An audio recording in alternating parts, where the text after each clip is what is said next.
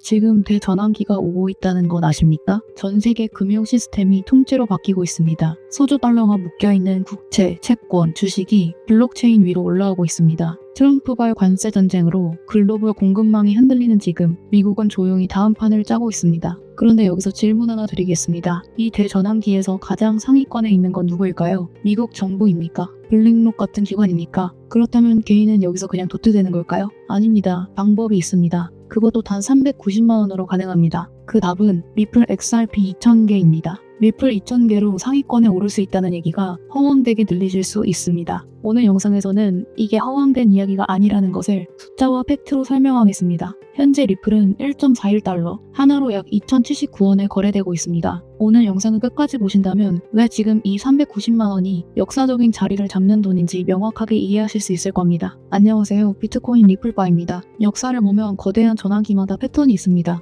대부분의 사람들은 변화가 일어나고 있다는 걸 한참 뒤에야 알아챕니다. 그리고 그때는 이미 자리가 없습니다. 1990년대 인터넷 혁명 때 그랬습니다. 당시 야후, 아마존 같은 회사가 생겨날 때 대부분의 사람들은 인터넷이 뭐가 대단하냐고 했습니다. 2007년 스마트폰이 등장했을 때도 그냥 전화기 아니냐고 했습니다. 그 전환기에 조용히 자리 잡은 극소수가 어떻게 됐는지는 말씀드릴 필요가 없습니다. 지금 금융시장에서 그것과 똑같은 전환이 일어나고 있습니다. 주식, 채권, 국채 같은 전통 자산들이 블록체인 위로 올라오는 토큰화 작업입니다. 이게 왜 혁명적인지 일상적인 예시로 설명드리겠습니다. 지금 한국에 있는 투자자가 미국 국채에 투자하려면 증권사 계좌를 열고 환전하고 밤 11시 미국 장이 열릴 때까지 기다려야 합니다. 토큰화가 되면 이 모든 과정이 사라집니다. 스마트폰으로 오전 9시에 미국 국채를 실시간으로 살 수 있습니다. 국경도 시차도 수수료도 없습니다. 돈이 움직이는 패러다임 자체가 바뀌는 겁니다. 이미 현실로 나타나고 있습니다. 지난 3월 17일 SEC와 CFTC는 리플을 비트코인, 이더리움과 함께 디지털 상품으로 공식 분류했습니다.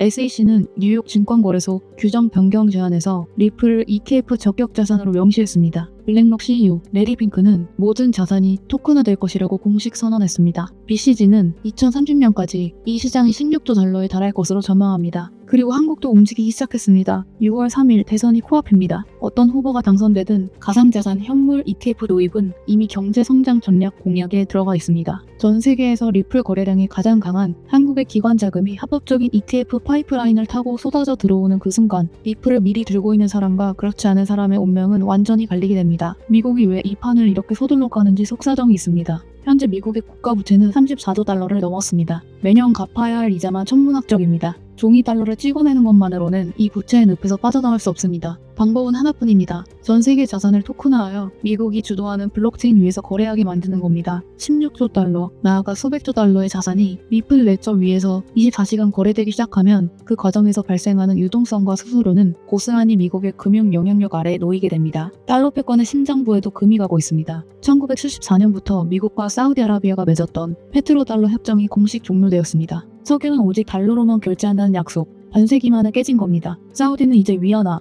유로화, 디지털 화폐로도 석유를 팔겠다고 선언했습니다. 미국의 가장 강력한 방패가 사라진 겁니다. 미국은 이제 결제 코드로 세계를 지배하려고 합니다. 그 판의 규모가 16조 달러입니다. 이 전환기가 1990년대 인터넷 혁명보다 훨씬 거대한 이유입니다. 역사의 모든 대전환기에는 공통점이 있습니다. 상위권에 오른 사람들이 천재여서가 아니었습니다. 단지 대중이 비웃을 때 조용히 자리를 잡고 있었다는 것입니다. 2010년 비트코인이 피자 두 판에 1만 개로 거래되던 시절이 있었습니다. 당시 100달러어치, 지금 돈으로 15만 원 정도를 산 평범한 직장인들이었습니다. 그냥 호기심에 샀습니다. 10년 뒤 그 15만 원은 수억 원이 되었습니다. 그들을 부자로 만든 건 천재성이 아니었습니다. 전환기에 자리를 잡고 있었다는 것 뿐이었습니다. 반대로 그 시절 비트코인을 비웃었던 사람들을 생각해보세요. 그들이 틀렸던 이유는 판단력이 부족해서가 아니었습니다. 단지 전환기가 진행 중이라는 것을 알아채지 못했을 뿐입니다. 지금 리플에서 그 전환기가 진행되고 있습니다. 그리고 이번에는 결정적으로 다른 점이 있습니다. 비트코인 초기에는 개인들이 먼저 들어갔습니다. 이번에는 기관이 먼저 움직이고 있습니다. 기관이 바닥을 완성하고 나면 개인이 아는 저가 구간은 영원히 사라집니다. 지금이 마지막입니다. 왜 이번엔 결정적으로 다를까요? 토큰화된 자산들이 블록체인 위에서 거래되려면 결제 레일이 필요합니다. 수조 달러의 자산이 실시간으로 이동될 때 그것을 처리할 인프라가 있어야 합니다. 리플은 태생부터 그 역할을 위해 설계된 자산입니다. 비트코인은 가치 저장 수단입니다.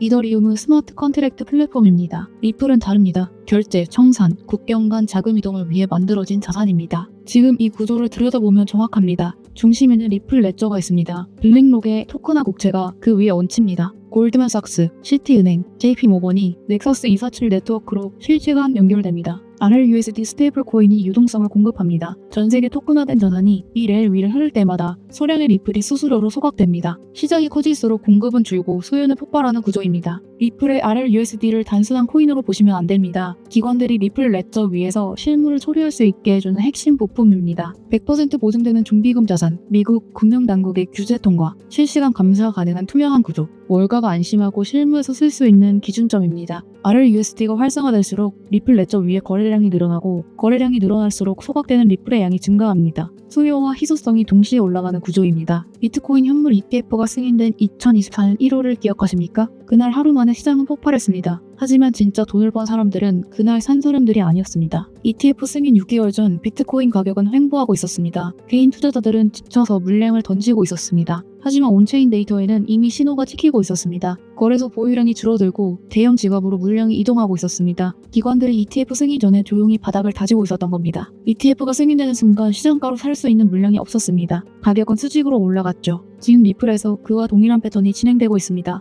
프랭클린 템플턴과 리플 현물 ETF 신청서를 제출했습니다. CME는 리플 선물 상품을 출시했습니다. 한국 정부도 현물 ETF 도입을 공약에 넣었습니다. 블랙록은 비들이라는 토큰화 국채 펀드를 이미 출시해 한국 정부도 현물 ETF 도입을 공약에 넣었습니다. 기관들은 이 공식 신호탄이 터지기 전에 밑단에서 물량을 흡수하고 있습니다. 왜 가격이 안 오르냐고 물으실 수 있습니다. 기관들은 절대 일반 거래소 호가창에서 시장가로 긁어서 가격을 올리지 않습니다. 장외거래 OTC 마켓을 통해 철저히 비공개로 물량을 매집합니다. 리플 본사가 에스크로에서 해제하는 물량도 상당 부분 기관의 금고로 직행합니다. 가격을 눌러놓은 상태에서 바닥에 콘크리트를 들이붓고 있는 겁니다. 월가에선 이것을 와이코프 매집 패턴이라고 부릅니다. 세력은 가격을 억누르고 지루하게 만들고 때로는 가짜 하락을 만들어 개인들의 멘탈을 부셔버립니다. 개인들이 지쳐 손절하는 그 물량을 밑에서 입을 벌리고 다 받아먹습니다. 개인 투자자들이 횡보장에 지쳐 던진 물량은 고스란히 기관의 지갑으로 빨려 들어갑니다. 최근 월가 차트리스트들과 온체인 데이터 분석가들이 리포트에서 공통된 내용이 나오고 있습니다. 현재 억눌려 있는 가격 구간이 돌파되는 순간 과거 사이클의 상승 패턴을 기반으로 1차 목표가 8달러, 2차 13달러, 최종 27달러까지 상승 채널이 열린다는 것입니다. 이 매집이 끝나고 ETF 승인 같은 대형 호재가 터지는 순간 시장가로 살 수 있는 물량이 없어집니다. 공매도 세력은 강제 청산을 당하며 비싼 가격에 매수 버튼을 눌러야 합니다. 가격은 개인들이 탑승할 기회조차 주지 않고 수직으로 올라갑니다. 이것이 숏 스퀴즈 셋업입니다. 숫자로 정확하게 보여드리겠습니다. 지금 1.41달러에 2,000개를 매수하면 약 2,820달러, 하나로 390만원입니다. 리플이 10달러가 되면 2만 달러,